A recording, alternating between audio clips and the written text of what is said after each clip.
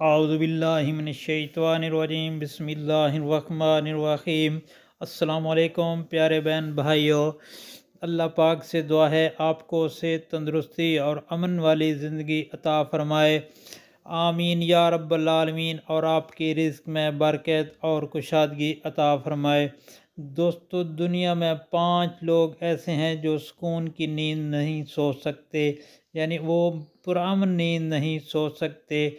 तो आपके साथ मैं शेयर कर रहा हूँ। नंबर 1 पे है जो ऐसा इंसान जो किसी के इश्क में मुब्तला हो जाए, किसी के साथ उसका प्यार मोहब्बत हो जाए और इसको जुदाई का डर हो और इसको ये ख़तरा हो कि कहीं वो बिछड़ न जाए, टूट न जाए, तो ऐसे इंसान को कभी नींद नहीं आ सकती।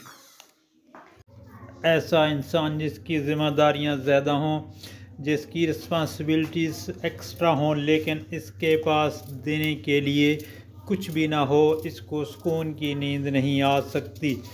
और नंबर 3, ऐसा इंसान जिसने लोगों से झूठ बोला हो, झूठी बातें कही हों और लोगों पर झूठे इल्ज़ाम लगाए हों, ऐसे इंसान को सुकून की नहीं नींद आ सकती। ऐसा इंसान जिसके पास माल और दौलत की फरावानी हो, एक्स्ट्रा माल और दौलत हो और लोगों पर एतमाद न हो, ऐसे इंसान को सुकून की नहीं आ सकती।